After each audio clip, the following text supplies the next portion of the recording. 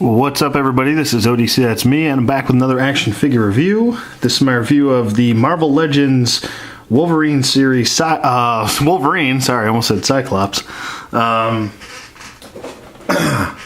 So basically, what you have here is basically your repaint here.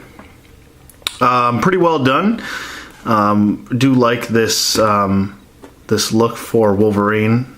The claws are absolutely much better.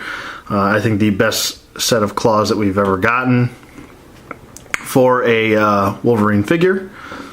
So let me set them aside here real quick.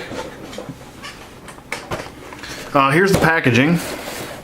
He just comes with a display stand, which I'm not quite understanding why Hasbro decided to do 4 figures in a wave and only give us 3 figures to use as the Build-A-Figure, or to purchase as the Build-A-Figure. I don't quite understand that. So,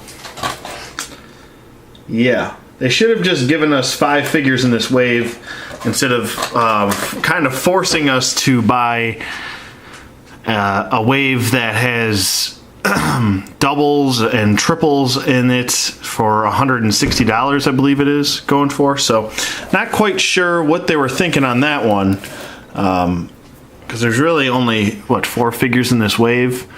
It should have been 5 with Rogue, but they decided not to do that. Actually 6 with the Phoenix Force Cyclops. So anyways, enough about that. Just wanted to point that out real quick. Not sure what they were thinking about that on that, excuse me. But the other figures in the wave are Cyclops, Sabretooth,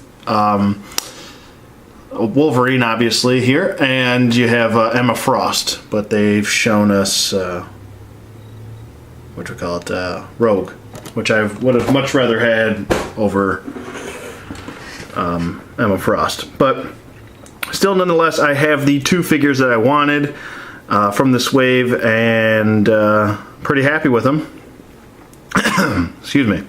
Yeah, he looks good. Looks pretty sweet. Do like this body sculpt for Wolverine. I think he's pretty much, as close as he's going to get to being in scale. Maybe a little touch shorter, but I mean, this is actually a shorter body mold, so I don't have a problem with that. As far as his articulation's pretty good. Let me just get him into a neutral position here. His head does move side to side, pretty easy. His head does look up very nicely, and does look down pretty good. It can do a full 360 rotation if you so choose. His shoulder joints are very stiff on mine, so it does ratchet, has a nice ratchet effect, but it does go up about that far, and it goes back down. His arm also does a full 360. He has the armpit joint, as I like to call it. It does flex out. He's got a bicep swivel, double jointed elbows. He's got a wrist rotation and a wrist hinge. He has a diaphragm joint right here, and doesn't kind of mostly moves side to side. I guess you get a little bit of movement going back and forth, but he also has a waist swivel.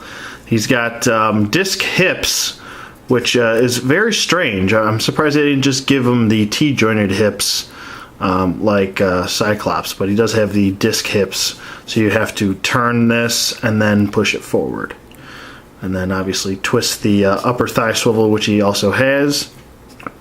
Double jointed knees. He does have a boot swivel, an ankle hinge, and that beautiful ankle pivot. Love that pivot. So yeah, I think his articulation is really good. You can get him into a bunch of poses, as Marvel Legends has always been very good with their articulation. He's a little bit, I wouldn't say loose, but I could see him in the near future getting a little loose in his hips. So there you go with the articulation. Always really good standard Marvel Legends articulation. So with that being said, let's do some size comparisons here. I have the X-Force Wolverine, which basically, as you can see here, the only real differences here are maybe, I think his claws are a little bit darker on the X-Force guy. The eyes, this Wolverine has silver eyes, and this Wolverine has red eyes. And obviously the paint is different. He also doesn't have arm hair. So this is the more clean-shaven, waxed Wolverine, if you want to say, if you want to go that route. But they're pretty much still the same height, same body type, everything. The boots are the same, just painted different. Sorry. It's got the Napoleon Dynamite moon boots. And so yeah, pretty much the same everything, just repainted. I'll bring in another action figure for a... Oop, knocking everything over here. Here's the Astonishing X-Men Wolverine. So, I mean, he's much shorter. I kind of have him in this crouching position, but even if I straightened him out, he would still be shorter than this guy. So, there you go. Oops, open the camera everywhere. Sorry, guys. Sorry, guys. Knocking shit all over the place. Sorry.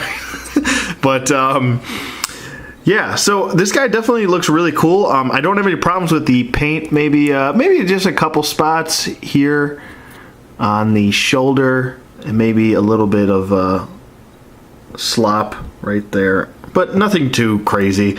It's not going to take away from this figure being just really nice.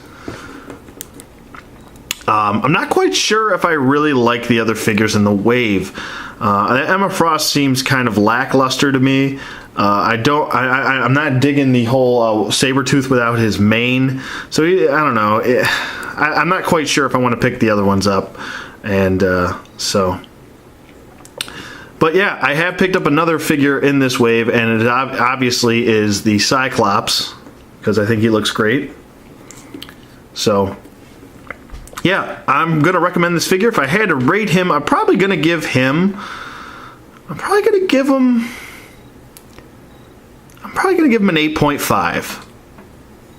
I think he's really well done. Like I said, the paint apps are much better on this one, I would say, than the X-Force Wolverine.